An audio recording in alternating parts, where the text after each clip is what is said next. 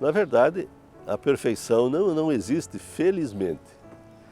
Se a perfeição existisse, e a perfeição é o estado ideal daquilo que tem tudo e não precisa mudar a posição, está no lugar certo, congelaria. Não haveria nenhum movimento no que nós percebemos. Felizmente, tudo o que existe é imperfeito. E o fato de ser imperfeito faz com que haja o movimento para a perfeição. Inclusive Deus, que é o único perfeito, há que se movimentar, pois é estado a milagres o tempo todo. Com base na imperfeição dos outros, há que gerar um movimento da perfeição divina.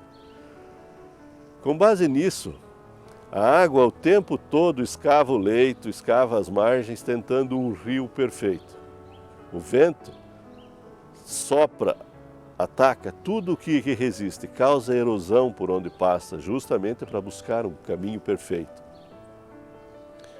É preciso lembrar que aqui nós não temos compromisso com nenhuma teoria e nem com a ciência. Nós temos um compromisso apenas com o pensamento, com a verdade do pensamento. Nós só pensamos, não estamos preocupados, e a imperfeição deste pensamento não está preocupada com o julgamento e nem com o resultado. Está preocupado apenas em mostrar que esse pensamento existe, apenas isso. Das ciências que nós mais citamos, a nossa base é a filosofia. E um filósofo autodidata que particularmente nos é interessante é Jean-Jacques Rousseau. Rousseau disse que o homem é um ser inacabado e perfectível. Ele disse isso com base na comparação do ser humano com as outras espécies. O ser humano tem o seu software, que pode ser adaptado, mudado o tempo todo. O ser humano é capaz de experiências a vida toda, em qualquer fase da vida. Enquanto as outras espécies já vêm com o seu software pré-determinado, pré-definido. Boi come capim, leão come carne. E mesmo que passem por dificuldades, mesmo que a vida esteja em jogo, esse comportamento não vai ser alterado nesse contexto. Possivelmente eles vão perecer, mas não vão mudar o hábito, o que o homem faria rapidamente. Brené Brown, a professora e pesquisadora americana, no seu livro A Coragem de Ser Imperfeito, aborda justamente essa consciência que o ser humano deve ter da imperfeição que lhe é inerente, para que possa, a partir disso, ser mais perfeito, ser mais autêntico. Isso faz com que a espécie, com que o ser humano, possa se comportar, apesar da imperfeição, com mais perfeição.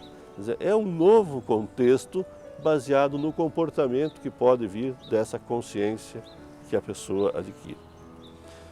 Na matéria escrita, nós temos lá duas irmãs. E essas irmãs, uma se comporta perfeitamente conforme o contexto, enquanto outra se comporta imperfeitamente conforme o contexto e é ejetada para um novo local, para um novo contexto. Isso faz com que ela seja obrigada a evoluir. Comparada à irmã, as duas estão hoje em contextos diferentes em função do comportamento que tiveram. Uma continuou no seu trabalho o tempo todo, enquanto a outra teve que evoluir para um novo trabalho, assumir outras responsabilidades, ir para outros patamares, em função de ser ejetada do primeiro ambiente. A decepção é exatamente proporcional à expectativa. Quando você percebe as imperfeições que existem, consegue ler o contexto, esse teu comportamento de expectativa fica mais fácil, mais agradável, ameno. Você consegue administrá-lo melhor. Do ponto de vista de você conseguir olhar para um contexto de uma forma diferente. Quando você olha para Judas como traidor, se você observar com um pouco mais de admissão da imperfeição, você pode olhar isso por um outro contexto e ver que Judas, de traidor, passa a ser o apóstolo que mais contribuiu para a realização do projeto da redenção do homem.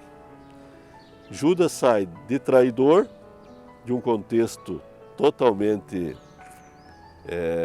deplorável, inaceitável, para um contexto, com base na nova leitura do comportamento dele, para um contexto que faz toda a diferença. Quer dizer, que constrói, que levou, que permitiu a perfeição. Então, a decepção é proporcional à expectativa. E a expectativa vem com a consciência. É a partir da consciência que nós vamos conseguir determinar qual vai ser o resultado.